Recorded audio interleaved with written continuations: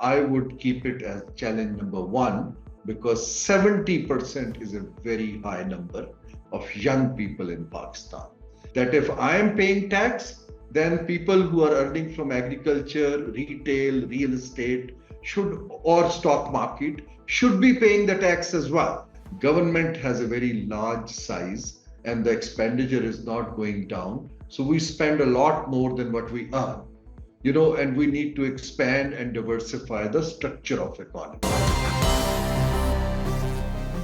Pakistan presented its, federal budget for the fiscal year 2024-25 yesterday. And this budget has an outlay of around, 19 trillion rupees, which is 35% higher than the previous year.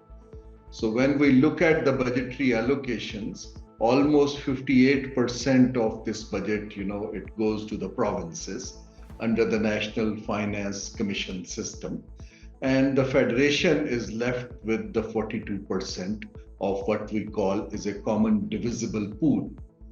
Now, in that, the major portion of Federation's, contribution goes towards debt servicing. In fact, almost 52 to 53% of the federal budget, it goes for repaying the loans which government has taken.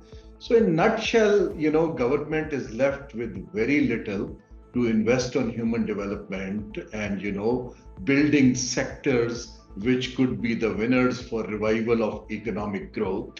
So that is the challenge which Pakistan has been grappling with for years and years.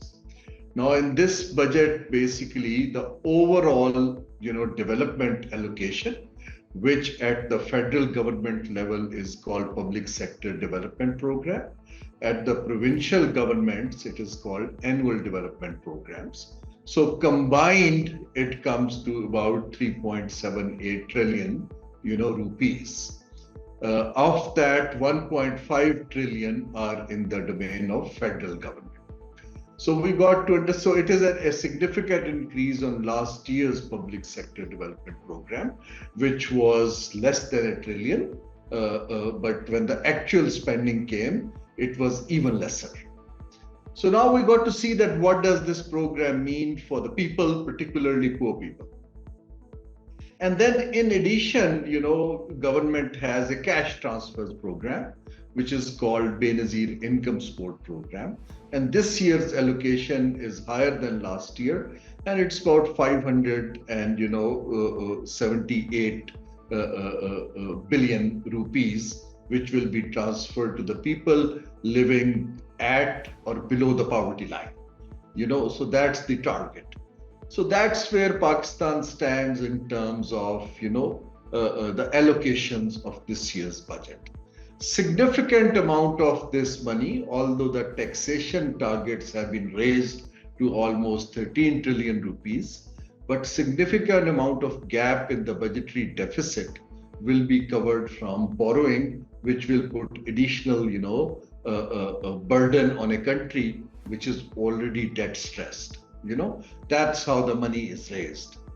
Now, before, I come to the impact, the development impact and targeting of this money, we need to understand some of the key fault lines or development challenges which Pakistan is struggling with. And those challenges needs to be prioritized. So challenge number one is that we have around 70% of Pakistan's population is young, which is, under the age of 30 to 35. Now, of that, around 3 million boys and girls come into labor market after graduating every year, looking for economic opportunities. So challenge number one is that investments of the government should go in an area which attract private sector to expand the economic base, which can absorb these aspirants who can contribute in the job market as well as, entrepreneurship. So to me, if I were, at the decision maker's place, I would keep it as challenge number one, because 70% is a very high number of young people in Pakistan.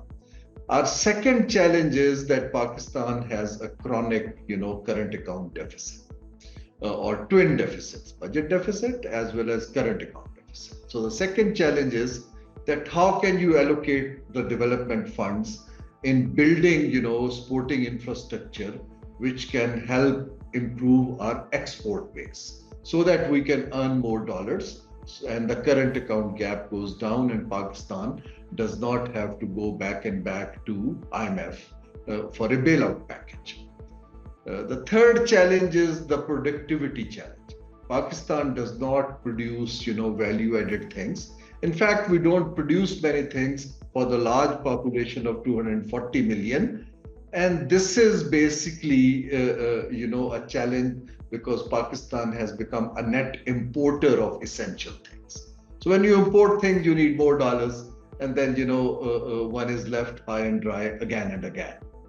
And the final challenge, which I look at it, is the size of the government. Government has a very large size and the expenditure is not going down. So we spend a lot more than what we earn, and we need to expand and diversify the structure of economy. Now, let me try and link this budget's linkages to, some of these development challenges, particularly the human development challenge. Now, if we look at youth, there are 3-4 challenges. Number one is allocation is a statement of intent. Programming that allocation is the challenge, that how do you target it basically for the overall human development in the country.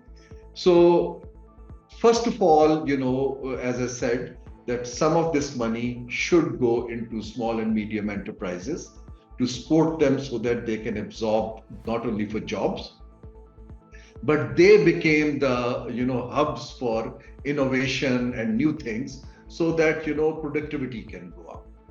Second challenge is that you need to look at future of the jobs and match the skill mix of this population so that they can be absorbed in the modern industry.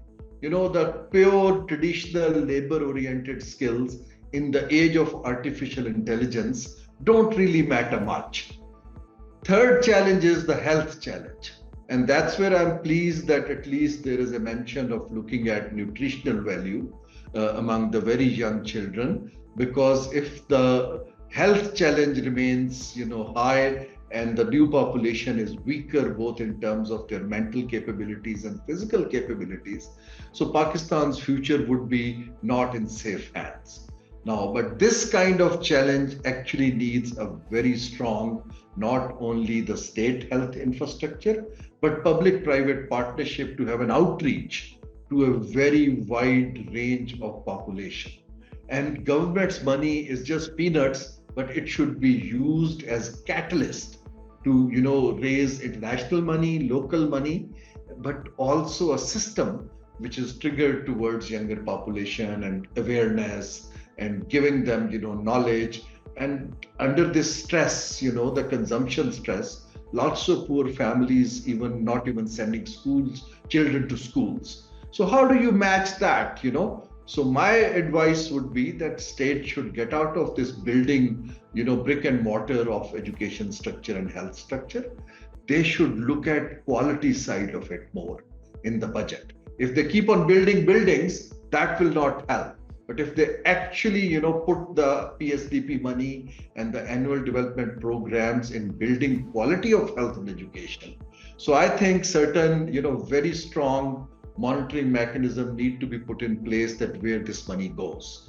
Because this money should go in actually building people, not building, structures. So that is where one of the historical challenge Pakistan has faced in its development, spending. I would strongly urge that there is, if somebody now salaried class has been taxed very high in this budget. Now, the question salaried class will ask is that if my money is going in paying for perks and privileges and running the state, or in return, actually, I'm getting a good transport infrastructure and health infrastructure or education infrastructure. If I pay high tax and then I pay higher fees for a private sector service delivery, then it becomes a mismatch, and that bargain will not inspire confidence of the taxpayer. Second question they will ask is, if I am taxed, that why can't there is a horizontal equity required in the tax policy. That if I am paying tax, then people who are earning from agriculture, retail, real estate or stock market should be paying the tax as well. So there is a disparity. That's what I call horizontal, equity of taxation, and not the vertical. That what happens is when you do indirect taxes. So, the poor pays the same tax. Let's say you go and do a load of your mobile phone, and the rich and the poor get the same tax. So rich has more income, the percentage wise the tax goes down.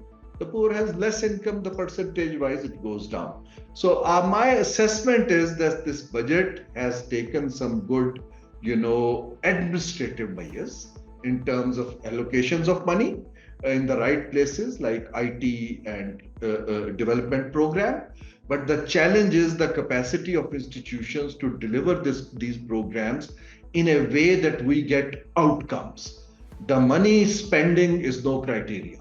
Outcomes should be the criteria of the government to get something out of this nation, which is, fighting a long recession. So in closure, what I would say is that budget should actually, now whatever is done, the continuation of this policy is critical. That if the next year's budget reverses these things, then people's confidence on any direction shatters. So Pakistan needs to show a direction that we want to do development, we are focused on human development. For instance, if I were on the helm of decision making, I would basically freeze unnecessary infrastructure and convert it into the welfare of people, because people are struggling. Then after 2-3 years, let's say when economy goes to 6 to 7% growth and you have fiscal space, you can also do roads and bridges and whatnot. But government should pass that on and delegate it to private sector. That's in a nutshell how we see budget. It's not a growth policy revival budget. It is a budget which basically does some important things in terms of better expenditure management. It does basically speak some of the direction, but doesn't take actions at this point in time. So it is, and it's realistic because, it doesn't ask for the surpluses of the provinces to be plowed back. Certain disincentives as well, for instance, on electric vehicles and hybrid vehicles, the taxation shield, the cover has been removed. So Pakistan needs to move towards, greener and cleaner growth. So we need to encourage these things. But there is some incentive given for the production of local solar panels, which is a positive thing. So it's a mixed bag of an administrative, reallocations. Frankly speaking, in expenditure, Pakistan has very little space at the federal level because all the money goes in running the state and basically paying debt. It is the provinces who have the real, 58% to spend, and which they struggle every year to spend. My challenge would be that the capability of provinces need to be enhanced and regulated so that it is a people-centric development, not basically elite-centric development.